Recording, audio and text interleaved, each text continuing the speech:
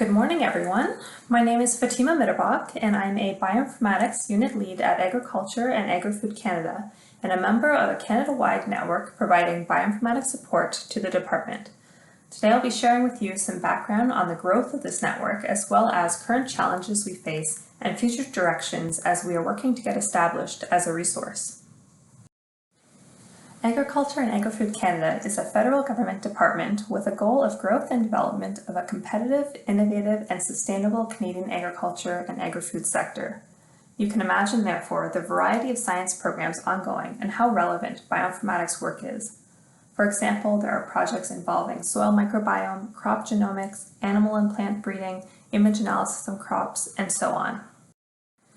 The Bioinformatics Research Support Network launched in 2018 with the appointment of 5 bioinformaticians and has grown to over 20 members in now 14 support units across Canada.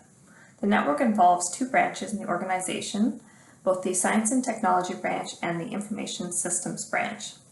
You can see the support units across the country. They consist of biologists, computer scientists, and technicians working together. Most members were hired in a support role, but there are some members who are not, such as research scientists, but they contribute, while additional support members are linked to the network through their unit. Each member has their area of expertise because, as you likely know, bioinformatics is broad as a field, and so our aim is to assist each other in our areas of knowledge. The way we work is that localized support provides assistance in that region, but we can facilitate contacts and pull from the Canada-wide network of expertise.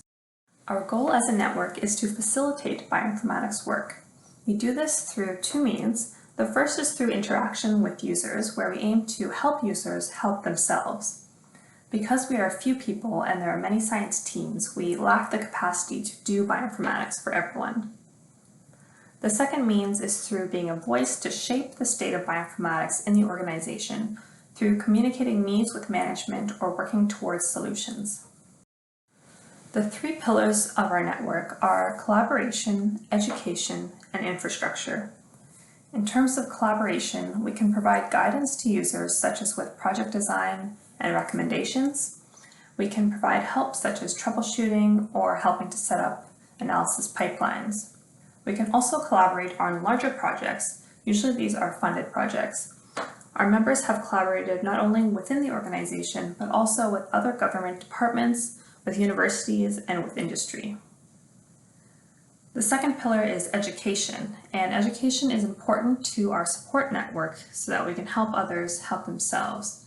We have worked on building resource pages and lists, training materials, and we hold a yearly conference. This is a component that we aim to continually grow. Lastly, we try to steer the components relating to infrastructure to support the execution of bioinformatics, such as promoting acquisition of user-friendly platforms and software, and helping management plan for infrastructure and human resource needs to support bioinformatics work currently and projecting into the future. The progress of the network has included the growth that I mentioned since 2018 and the addition of Information Systems branch members. Our internal workings, such as meetings and communication channels, have also become more formalized.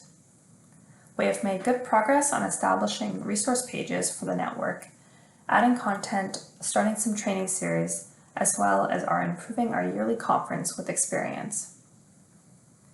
We've worked to push along some technologies or platforms to aid the user experience, including a Galaxy instance in development and approval for the use of Windows subsystem for Linux. We've also increased our visibility to users through our resource sites and contact options, and to management. The challenges we face include the fast rate of change in bioinformatics and science data production versus the relatively slow rate of being able to obtain the appropriate data storage, computation, and human resources needed due to requests needing approval and funding, which take time to obtain. There is always the challenge of bioinformatics being a diverse and changing field with continual learning both for support people and users. A major challenge for us is to centralize knowledge and share knowledge between support members and between users and support members. Another challenge is the often disjunction between those producing data and those supporting the data and analysis, whereby the addition of large data producing equipment at the ground level should be planned for in advance to make sure the appropriate infrastructure and human resources can support the increase in data and analysis needs. Lastly, this network is relatively new and still figuring out how to best function.